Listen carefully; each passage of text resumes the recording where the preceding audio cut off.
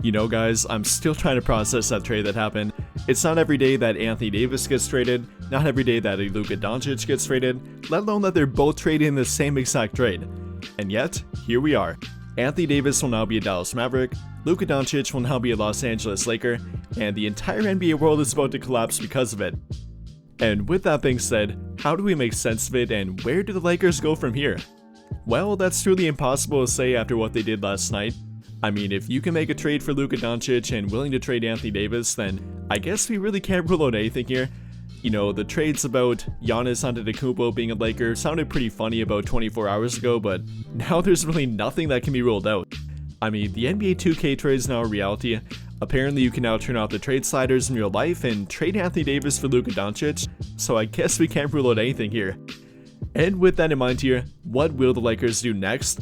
I mean, it's pretty much guaranteed they'll make another trade at this point. Their current roster has plenty of holes in it, even with a very talented 25-year-old Luka Doncic on it now. But they have plenty of holes left. Will they go in the direction of trying to add more to this team, trying to make it a championship contender this season, even with plenty of holes left to fill on it? Or will they go in the direction of a short rebuild, kind of a turnaround season, trying to compete more next season and beyond that season, with Luka Doncic and maybe LeBron on it? Or will they go in the direction of maybe trading LeBron James and even adding more to their team for the future rather than right now? Well, that's a lot to break down and we'll go through all of it and try to break it all down. But before that, a little bit more on the aftermath of the trade and why the trade happened to begin with. Well, apparently a lot of it had to do with the Dallas Mavericks and how they feel about Luka Doncic. I mean, I think Brian Windhorst put it pretty well when he said last night that a current NBA All-Star texted him and said, "Do you know how much the Mavericks must hate Luka Doncic to trade him?" And well, that's gotta have some truth behind it. The story of the moment and what my phone is filling up with is the reaction to the Dallas Mavericks making this move. I had an All-Star, current NBA All-Star text me and say, "Do you know how much the Mavericks must hate Luka?"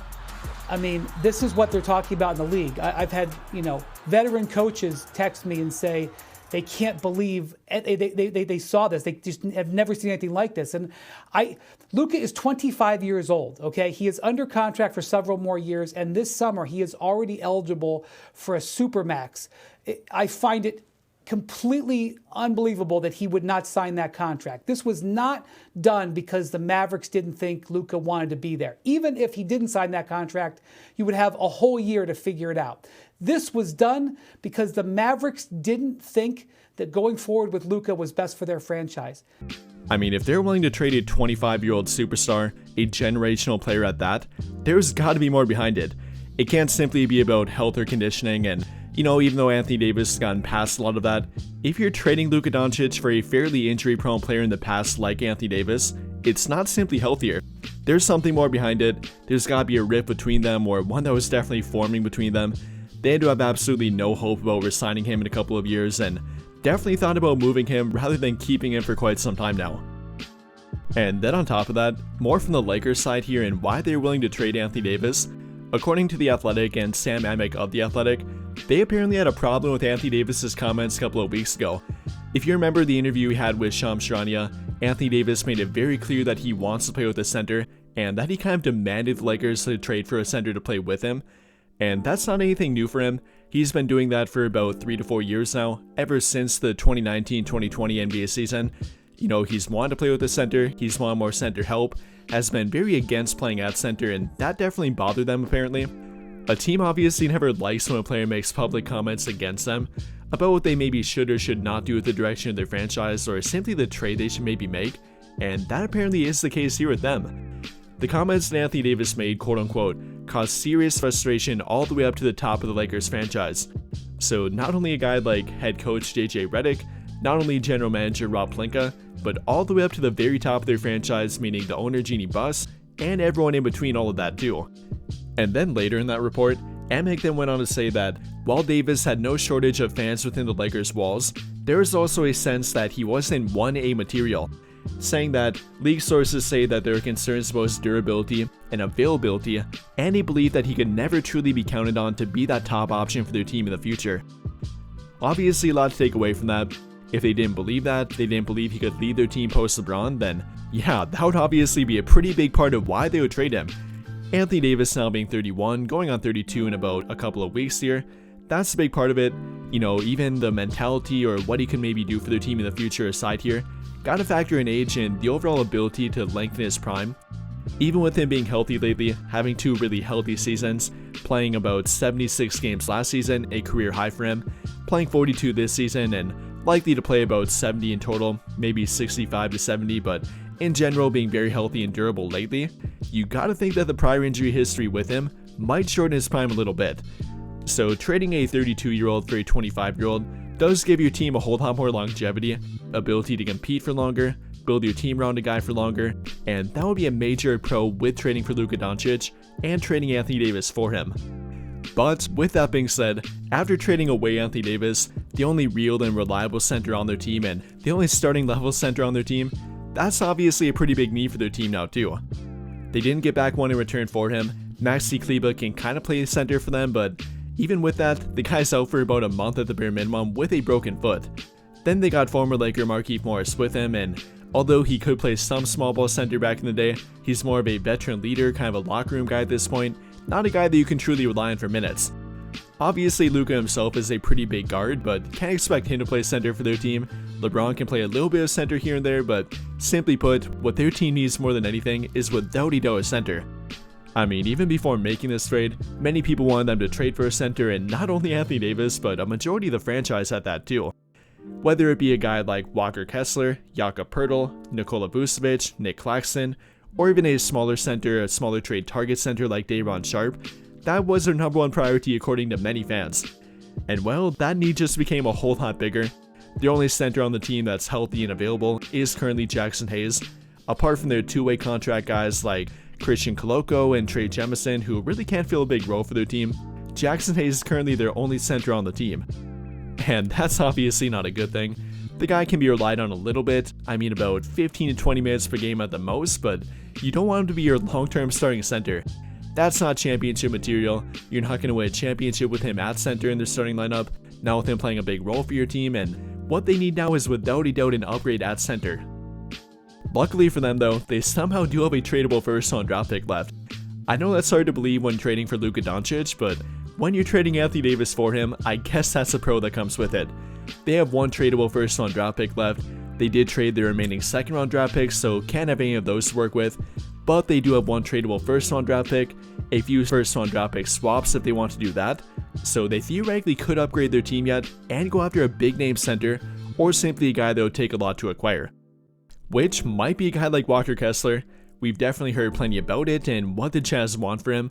Something as much as up to 2 first-round draft picks, Dalton Connect with that, and maybe a little bit more with it. You know, I thought it was definitely bluffing, and with them now being involved in a trade with Anthony Davis and Luka Doncic already, they're the ones that took back Jalen Hood-Schifino and 2 second-round draft picks with him. Maybe they'd be willing to add more to that trade or simply make another trade with them, and that might involve Walker Kessler. And well, after trading away Anthony Davis, they definitely need a defensive-minded frontcourt player, a guy that can man the middle for them, clean up the mess of their team, and clean up a whole lot of the mess that LeBron and Luka Doncic might let through. And especially if their new lineup does contain LeBron, Luka Doncic, Austin Reeves, and Rui Hachimura. That's a complete lack of defense and probably not a good combination, and one that you do need to have a defensive-minded center behind. No matter what way you look at it, I think that has to be priority number 1 for their team at this point. You know, they need a center, but that should be a defensive-minded center. It shouldn't be a guy like Nikola Vucevic or any guy that doesn't give them a good rim protection, good defensive mindset behind those guys. And even with that, I think about trading more of their offense for more defense at this point. And the guy I'm probably looking at here does happen to be Rui Hachimura. They obviously don't want to trade Austin Reeves. I'm kind of shocked they didn't have to trade him in that trade, but they kept him and Rui Hachimura, so probably got to move on from one of them to get more defense in return for them. And I'm definitely looking more at Rui Hachimura here. I really unfortunately don't think they'll be able to get Walker Kessler. I think that would be great. I'd throw my entire trade asset pool remaining at him to get him, but at the end of the day here, I don't think Utah will trade him, so we might have to look to a different trade target, and maybe going to Brooklyn for a guy like Nic Claxton, another great defensive-minded center, a guy that formerly finished in the top 10 in Defensive Player of the Year voting, and a guy that is rumored to be available for the right price. And well, that price might actually be attainable for their team. Probably wouldn't be for Walker Kessler, but it probably would be for Nic Claxton. Now we will be looking at trading Rui Hachimura with Gabe Vincent here to make the money work, then trading probably that first round draft pick for him, probably unprotected at that or lightly protected, maybe top 3 to top 5 protected, but that is what we would be looking at trading here. Though I think it will be possible, and a trade that Brooklyn probably will accept from their team. Trading Hachimura and Gabe Vincent with that first round draft pick, getting a defensive-minded center like Nic Claxton in return for them, would fill a need for both teams, the Nets wanting more draft compensation, more draft picks, and then the Lakers needing a defensive-minded center and one that would be realistic with their remaining trade asset pool. Or if they want to get more creative and a bit more complicated, what they could maybe try and do here is expand the current trade. Yes, the current Luka Doncic Anthony Davis trade, and the guy I'd be trying to expand the trade with and trying to trade away from their team would be Maxi Kleber. Yes, he might be a frontcourt player and has shown good moments, some good defense in the past, is a floor spacing big that can both play at power forward and center. But like I mentioned before, the guy's currently hurt, has a broken foot, and likely will be out for another month if not longer. So if they could somehow trade him and that salary in return for a better defensive center, simply a center in general that could help their team out right now, I'd definitely be trying to do that. That could save them from having to trade either Gabe Vincent or Rui Hachimura, not have to give up one of their assets for him, and therefore trade that salary, which they don't really need and haven't really used up until this point, for a player that could actually help them right now. And well, I for one would definitely think about doing that before the trade becomes fully finalized. Because if you're not aware, the trade is not fully finalized yet.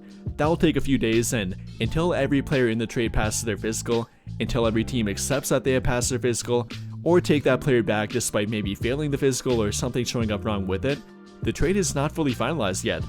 It might have been announced and everyone knows about it, but it's not technically finalized yet. And until that happens, the trade could be expanded, with anybody in that trade being rerouted to a different team, including guys like Maxi Kleber, maybe a guy like Max Christie. It technically could happen. And again, I for one would definitely think about doing that if I'm the Lakers.